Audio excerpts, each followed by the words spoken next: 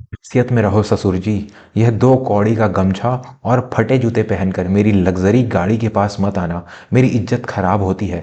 दामाद की यह शब्द सुनकर ससुर चुप रहे, लेकिन थोड़ी देर बाद जो हुआ उसने दामाद का घमंड चकनाचूर कर दिया। दोपहर की चिलचिलाती धूप में उत्तर प्रदेश के एक छोटे से गांव रामपुर की कच्ची सड़क पर धूल का गुबार उड़ रहा था। उस धूल के बीचों बीच एक चमचमाती हुई काले रंग की मर्सिडीज कार खड़ी थी। कार इतनी शानदार थी कि खेत में काम करने वाले मजदूर और आते जाते ग्रामीण रुक रुक कर उसे देख रहे थे। गांव वालों के लिए यह कोई मामूली गाड़ी नहीं थी, बल्कि किसी हवाई जहाज से कम नहीं थी। लेकिन उस गाड़ी के बाहर जो तमाशा चल रहा था उसने पूरे गांव का ध्यान खींच लिया था। गाड़ी के मालिक विमल मल्होत्रा, जिनका शहर में बड़ा कपड़ों का कारोबार था, गुस्से से लाल पीले हो रहे थे। विमल ने एक महंगा सूट पहना हुआ था, आंखों पर विदेशी ब्रांड का चश्मा था और कलाई में लाखों की घड़ी चमक रही थी। उनके ठीक सामने हाथ जोड़े खड़े थे उनके ससुर मास्टर दीनानाथ जी। दीनानाथ जी की उम्र लगभग 65 वर्ष थी। शरीर पर एक पुरानी लेकिन साफ सुथरी धोती और कुर्ता था। पैरों में हवाई चप्पल थी जो जगह जगह से घिस चुकी थी। विमल अपनी पत्नी यानी दीनानाथ जी की बेटी सुमन को साथ लेकर पहली बार ससुराल आया था, लेकिन गांव की सीमा पर ही एक बैलगाड़ी के खराब हो जाने से रास्ता संकरा हो गया था। विमल की बड़ी गाड़ी निकल नहीं पा रही थी और इसी बात पर उसका पारा 7वें आसमान पर चढ़ गया था। अरे तुम लोगों को समझ नहीं आता, यह कोई टेम्पो नहीं है, यह 50 लाख की गाड़ी है। अगर इस पर एक खरोच भी आ गई तो तुम पूरे गांव वालों की जमीनें बिक जाएंगी, विमल चिल्लाया। मास्टर दीनानाथ जी ने बहुत ही विनम्रता से कहा, बेटा विमल शांत हो जाओ, यह गांव है, यहाँ ऐसी छोटी मोटी दिक्कतें होती रहती हैं। बैलगाड़ी वाला बस पहिया ठीक कर रहा है, 5 मिनट में रास्ता साफ हो जाएगा। तुम कार के अंदर बैठो, बाहर धूप बहुत तेज है। विमल ने अपने ससुर की बात को काटते हुए झल्ला कर कहा, आप मुझे मत समझाइए मुझे क्या करना है, और हाँ थोड़ा दूर होकर बात कीजिए। आपके कपड़ों से पसीने की बदबू आ रही है, मेरी ब्रांडेड शर्ट खराब हो जाएगी। यह बात वहां मौजूद हर व्यक्ति के दिल में तीर की तरह चुभी। सुमन, जो कार की पिछली सीट पर बैठी थी, शर्म से गड़ गई।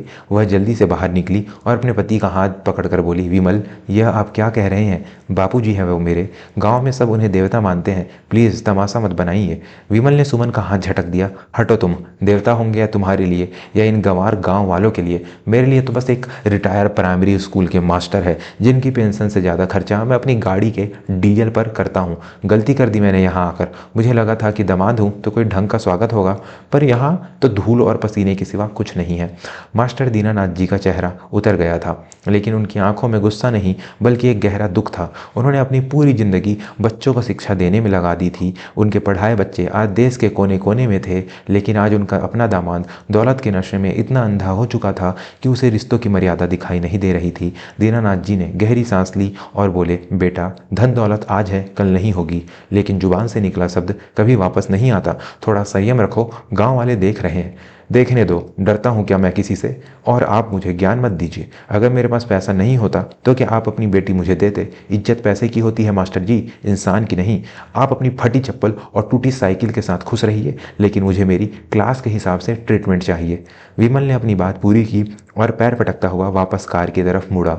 दोस्तों, विमल जैसे लोग अक्सर यह भूल जाते हैं कि पेड़ जितना भी ऊंचा हो जाए, अगर उसकी जड़ें काट दी जाएं तो वह गिर जाता है। विमल को अपनी दौलत पर बहुत घमंड था, लेकिन उसे यह नहीं पता था कि जिस बुजुर्ग का वह अपमान कर रहा है उसकी असली कमाई बैंक बैलेंस नहीं बल्कि कुछ और ही है। क्या विमल को अपने किए की सजा मिलेगी? क्या दीनानाथ जी का अपमान रंग लाएगा? कहानी में आगे बढ़ने से पहले अगर आप भी मानते हैं कि बड़ों का सम्मान पैसों से ज़्यादा जरूरी है तो अभी इस चैनल को सब्सक्राइब करें और वीडियो को लाइक जरूर करें। आपका एक लाइक ऐसे संस्कारी विचारों को बढ़ावा देगा। खैर, जैसे तैसे बैलगाड़ी हटी और विमल की कार मास्टर दीनानाथ जी के घर के बाहर पहुंची। घर पुराना था, ईंटों का बना हुआ, जिसके आगे एक बड़ा सा नीम का पेड़ था। विमल ने नाक भौं सिकोड़ते हुए घर में कदम रखा। आंगन में खटिया बिछी थी और उस पर एक साफ चादर डाली गई थी। दीनानाथ जी ने प्यार से कहा, आओ बेटा बैठो, मैं गुड़ और ठंडा पानी मंगवाता हूँ। विमल ने खटिया को ऐसे देखा जैसे उस पर कांटे बिछे हो। इस पर बैठूंगा मैं, मेरा सूट खराब हो जाएगा। घर में कोई सोफ़ा या कुर्सी नहीं है क्या? और यह पानी वानी छोड़िए, मेरे लिए मिनरल वाटर की बोतल मंगवाइए, मुझे यहाँ का पानी नहीं पचता। सुमन की आंखों में अब आंसू आ गए थे। वह रसोई में गई और स्टील के गिलास में पानी लेकर आई। विमल, प्लीज़ एडजस्ट कर लीजिए, बाबूजी सुबह से आपकी राह देख रहे थे। विमल ने गिलास को हाथ भी नहीं लगाया। वह फ़ोन पर किसी को चिल्लाकर अपने बिजनेस के ऑर्डर दे रहा था। वह बार बार अपनी घड़ी देख रहा था और हड़बड़ा रहा था कि वह यहाँ फंस गया है। तभी गांव के सरपंच और कुछ बुजुर्ग दीनानाथ जी से मिलने आए। वे सब जमीन पर दरी बिछाकर बैठ गए। विमल ने उन्हें हिकारत भरी नज़रों से देखा। उसने मन ही मन सोचा, कैसे लोगों के बीच फंस गया हूँ, इनकी शक्लें देखकर ही गरीबी झलकती है। तभी अचानक गांव में सायरन की आवाज़ गूंजने लगी। एक नहीं, दो नहीं, बल्कि 4-5 गाड़ियों का काफिला दीनानाथ जी के घर की तरफ बढ़ रहा था। सबसे आगे पुलिस की जीप थी, उसके पीछे एक सफ़ेद रंग की सरकारी एम्बेसडर जो अब इनोवा में बदल चुकी थी, और उसके पीछे फिर से सुरक्षा कर्मियों की गाड़ियाँ। विमल चौंक गया। उसने शहर में ऐसी गाड़ियां केवल मंत्रियों या बड़े अधिकारियों के लिए देखी थी। उसने सोचा, जरूर कोई बड़ा नेता या अधिकारी रास्ता भटक कर यहाँ आ गया हो, या हो सकता है मेरे बिजनेस के बारे में सुनकर मुझसे मिलने आया हो। विमल का अहंकार उसे यही समझा रहा था कि वह यहाँ सबसे बड़ा आदमी है। गाड़ियों घर के ठीक सामने रुकी। धूल का गुबार फिर से उड़ा। पुलिस वाले फुर्ती से उतरे और उन्होंने भीड़ को पीछे करना शुरू कर दिया। विमल ने अपना कॉलर ठीक किया, बाल संवारे और अपनी जगह खड़ा हो गया। उसने सोचा कि अब वह इन गांव वालों को दिखाएगा कि उसकी पहुंच कहाँ तक है।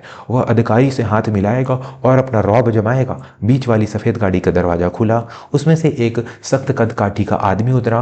उम्र करीब 40 वर्ष, बदन पर खादी का कुर्ता और जवाहर जैकेट। उसके हाव भाव में गजब का तेज था।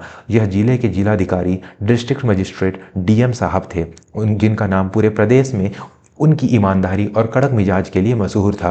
विमल के चेहरे पर एक चापलूसी भरी मुस्कान आ गई। वह लपक कर आगे बढ़ा और अपना हाथ आगे करते हुए बोला, हेलो सर, मैं विमल मल्होत्रा, मल्होत्रा टेक्सटाइल्स का मालिक। शायद आप इस रास्ते से गुजर रहे थे। बड़ा सौभाग्य है आपसे मिलकर। यह गाँव तो बहुत पिछड़ा है, यहाँ तो पानी तक पीने लायक नहीं है। विमल बोलता जा रहा था, लेकिन डीएम साहब ने उसकी तरफ देखा तक नहीं। उन्होंने विमल को पूरी तरह अनदेखा कर दिया, जैसे वो वहाँ मौजूद ही ना हो। डीएम साहब की नज़रें सीधे उस नीम के पेड़ पर के नीचे खटिया के पास खड़े धोती कुर्ता पहने मास्टर दीनानाथ जी पर टिकी थी। डीएम साहब तेजी से आगे बढ़े। विमल जो हाथ बढ़ाए खड़ा था, उसे डीएम साहब के सुरक्षा कर्मियों ने कोहनी मारकर साइड कर दिया। हटो साहब को रास्ता दो, एक सिपाही ने विमल को धक्का देते हुए कहा। विमल हक्का बक्का रह गया। उसका मुंह खुला का खुला रह गया। डीएम साहब सीधे मास्टर दीनानाथ जी के पास पहुंचे और बिना किसी हिचकिचाहट के पूरे भीड़ और पुलिस वालों के सामने उस धूल भरी जमीन पर झुक गए। डीएम साहब ने अपने दोनों हाथ बढ़ाकर मास्टर दीनानाथ जी के धूल भरे पैरों को स्पर्श किया और अपना माथा उनके चरणों में लगा दिया।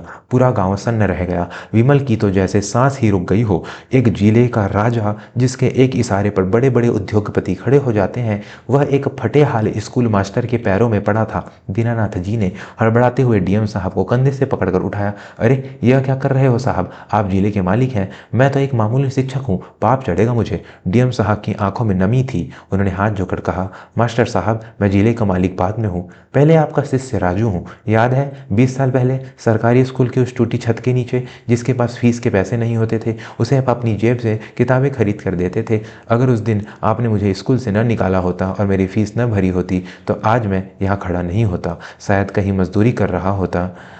डीएम साहब ने फिर भीड़ की तरफ देखा और गर्व से कहा, यह जो खाकी वर्दी और लाल बत्ती आप देख रहे हैं न, यह मेरी कमाई नहीं है, यह इन मास्टर साहब का आशीर्वाद है। यह मेरे गुरु हैं, मेरे पिता समान है।